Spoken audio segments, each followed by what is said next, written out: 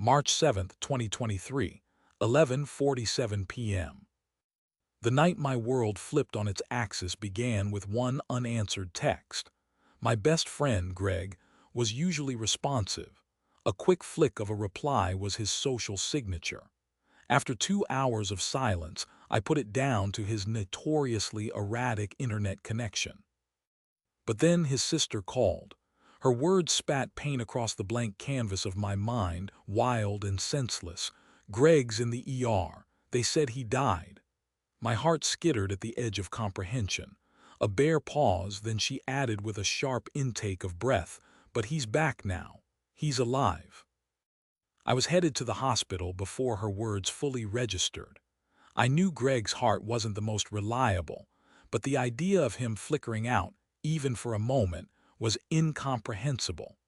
As I drove, the road twisted serpentine beneath a waxing crescent moon, each turn eerily drawn toward that sterile place of breathless stillness. By the time I reached the hospital, the waiting room felt like the eye of an emotional storm. I was a trembling collection of nerves held together by hope and dread. Greg had stabilized, but the nurses whispered about miracles and anomalies as I sat outside his room. It didn't sit right that my chance to speak with him was spun from sheer chance, from an equation defied. March 8, 2023, 2:45 a.m. Greg's face was pallid, as if sleep had only draped him with a thin, pale veil. Yet his eyes, usually a bright, inquisitive blue, had deepened to murkier hues. There was a haunted expanse within them, a shadow I couldn't ignore. "Hey man," I offered, trying to conceal the tremor in my voice. "Hey," he replied, the syllable a ghostly echo of its previous strength. Silence stretched between us, like an old, familiar rope grown frayed and thin. I wanted to ask what happened, but something in his demeanor kept me from pushing. He turned his gaze inward, looking past the stark hospital ceiling into a chasm only he could see. "What was it like?" I finally ventured, words tumbling awkwardly around the trepidation wedged in my throat. The dark depths of his eyes flickered momentarily toward mine. Then he looked away, lips tightly sewn, as if withholding something acid burning away within. "I can't," Greg muttered, voice cracking like splintering wood. "I'm not ready to talk about it."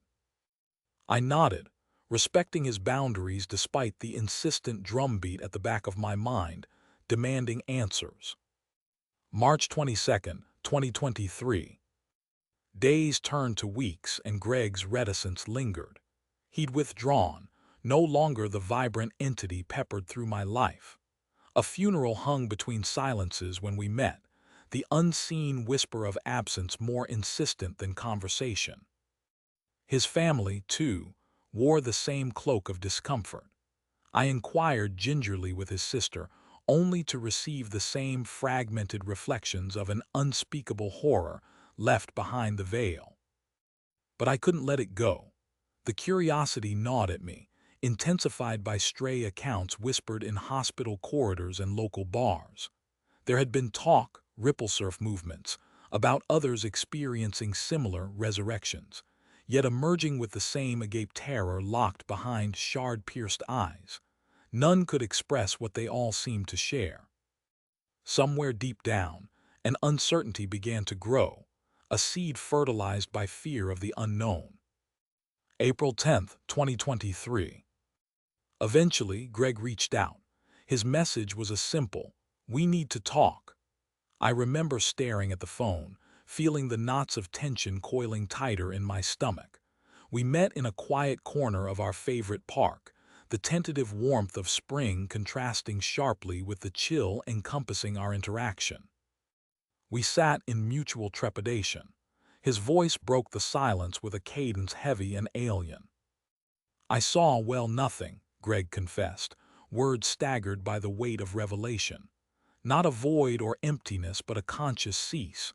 No end, truly, just there. He paused, struggling against the invisible bindings of memory. No body, no movement, no passage of time. a suffocating awareness without breath, a prison without walls, alone. His description settled onto my skin like a brood of insects, clawing, crawling into every unguarded pore. My chest tightened, the realization merging with remembered taboo, from myth, faith, from human instinct. Death was not the respite, the oblivion, the gateway we'd universally accepted. He found a new certainty, relentless perpetuity, an endless drift without compass or care. I think part of me always knew the potential weight of such a discovery could shatter any illusion of stability I'd manufactured. But hearing it from his lips imbued it with an undeniable truth, punching a hole through every comforting narrative I'd crafted around mortality. April 24th, 2023. The more time I spent with Greg, the more it became clear that others were surfacing with the same reports. News of these cases spread like thick smoke through our interconnected lives, accounts scattered with disturbing homogeny. Each whispered the same notion, a dark epidemic festering at the edges of human experience, blurring, wiping clean all the lines we'd drawn between endings and continuation. Conversations with those who had touched death's fabric became a fog of terror. Like cracking glass, their beliefs fractured, leaving only jagged remnants to navigate the world built anew. The implications stretched horrifically across all we held dear. What became of the promises promised by religion, of rebirth, eternal reward or purge? And more daunting yet, what did eternity without essence do to the hopes, dreams, narrative arcs we desperately clung onto in life? We heard accounts piecing together unsettling similarities from various backgrounds, each independent yet collectively unveiling the same discovery. Testimony upon testimony, layered into a collective symphony of paralyzing dread. May 5th, 2023. Society teetered on the brink of unraveling, confronting a cascade of understanding that crumpled human frameworks like so much paper left in the rain. It was not a revelation of peace, of resolution, but of an unrelenting echo. Death blew back like a wild wind only to leave them adrift, undisturbed. There are no words holistically encompassing the degree of helplessness accompanying such a reckoning. Death became not an end, nor a gateway, but a continuum, an existence stripped of identity, leaving only breathless silence stretched beyond any sense of measurable reality. We live now at the intersection of fear and arrogance. Our arrogance to define the undefinable, confronted by the shrill clarity of those who danced through death's curtain bare and returned. Greg and I rarely spoke of it after those admissions.